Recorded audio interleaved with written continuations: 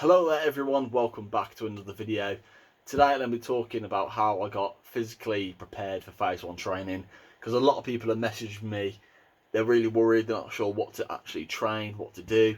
So I'm going to go through like my training regime, what I used to do, and also I'll like mix into what I would have done, so to speak. Now I know what I should have done. What I used to do before I went to, originally when I first started training for phase 1, literally all I would do was train for the fitness test. Looking back on that now is an absolutely major mistake. It's a major mistake, absolutely. Because I was prepping purely for that 1.5 mile test, which is now changed to 2k. And now, looking back at it now, I don't know why I didn't increase any speed. I tried to work that 1.5 time to get as fast as possible. And looking at it now, it was a bad idea. But let me give you what I would do now, my training regime that I would do now for people training for getting fit for phase 1. So pretty much it's going to be 5 days worth of fitness. You can have the weekend off. Don't worry about it. If you keep working, your muscles are going to be horrendous. You're going to absolutely struggle. Just don't do it. Don't punish yourself that much for this. Day 1, I always mix up. So you'll have like 2 cardio sessions a week, 2 body circuits a week, and then one which is a little on the Friday. I'll let you know right at the end, because that's the interesting one. Not a lot of people I've seen on this military YouTube side have said. I think it's even like mentioned in any videos I've seen. So pretty much Monday, you're going to take yourself out for near enough a long distance run. So you aim for like 4 or 5 miles, which isn't that actually that long when you think about it, but you're keeping your pace slightly above being uncomfortable. So you're there, you can run leisurely, then you've got to hit that level where you can step that over that marker. So you're getting tired, you are struggling, but keep doing that. And you're the previous time, you're working anaerobic and aerobic respirations. Maybe absolutely, it worked wonders. Like it works wonders. Now I've started training. When I did boxing training, this is what I did as well. Like before I'd even go to do boxing training, I'd go on that long distance run, earphones in, block out the world. You get your stamina up, you get used to getting the miles on your legs, your calves get used to it, your joints get used to it, and it helps. The second day, I used to do pretty much like, I guess it's called like the arms and your chest session, because a lot of stuff in the army is obviously including chest. They love press ups, they love burpees. That's just a fact. The army love that. So pretty much you want to concentrate purely arms and chest. Obviously, if you've got weights, it does make things a bit easier. However, you can build your chest just in press ups. You can do it. I'm at the minute doing 100 press ups a day for Cancer Research UK, sorry, and my chest has already got bigger. It's already like it's sore now, but I wouldn't recommend doing 100 press ups a day because it's not sustainable. Then on the Wednesday, you're going to go on a tab. A tab, for those who don't know, is a loaded march, which pretty much means you're going to get a rucksack full of weight. I'd say aim for around 13 to 15 kilos, as much as you really feel comfortable in carrying, and aim for 8 miles. Originally, just start off covering those miles with weight. Doesn't matter how fast you do it, just get used to carrying that weight, because when you're in phase 1 training, a lot of things you'll be doing a lot of tabs, which I've just mentioned.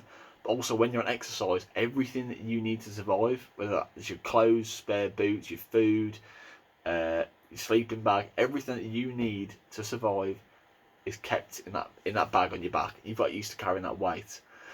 But once you've got used to carrying it over that distance, you're comfortable with it now, you need to aim to get that 8 miles just below 2 hours.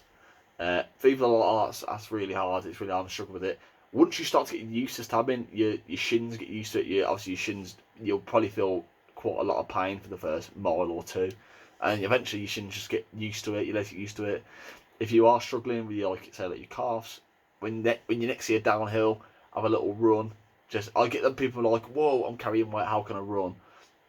Because it stretches out all your muscles, you get reduces the lactic acid build up, and you can loosen up. So yeah, make sure you do that tab on the day. Try and get, as the weeks progress, try and get that time down less. On the Thursday, I do a core session, a pure abdominal muscles, pure core, your sit-ups, your crunches, your twists. If you've got weight, you can mix up. So when you're doing the twists, hold like a medicine ball with your weight, and then you just twist. You're working the obliques, and it worked wonders for me. Now, when I was doing boxing, I'd make sure to do at least ab session every twice a week, one time a week, even when boxing, and it helped a lot. Obviously, getting used to getting punched, you need the muscles to be able to not feel as much. But yeah, the ab session is good because once again, the army love sit-ups. That was part of the old fitness test, so that's like ingrained into a lot of PTIs. But the fifth day, which is what most people are probably waiting for, like what the fuck you mean fifth day? Not a lot of people have said do it. Fifth day, do like a boxercise class. Yes, I know it sounds really weird. I did this before I went to phase 1 training, and when it came to the cardio side, like having that drive to continue, it worked really well.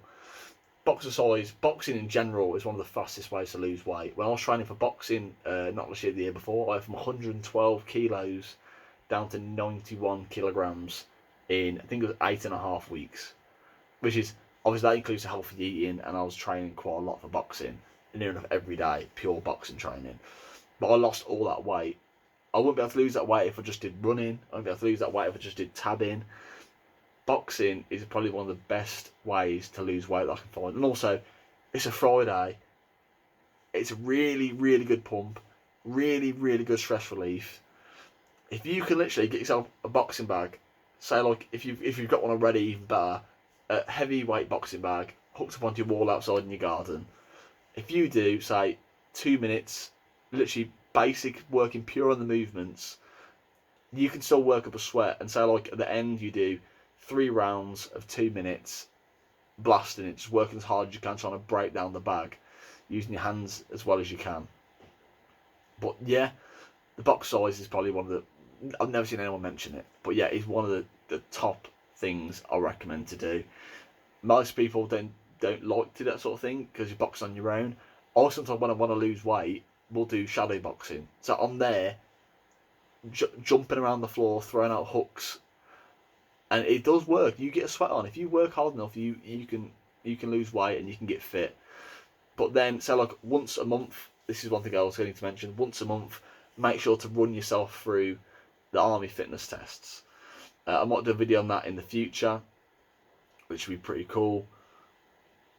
But yeah, that's what I recommend really. Make sure to get the fitness test in. If you have the gap when you first start training to actually start in phase 1, you can see your improvements.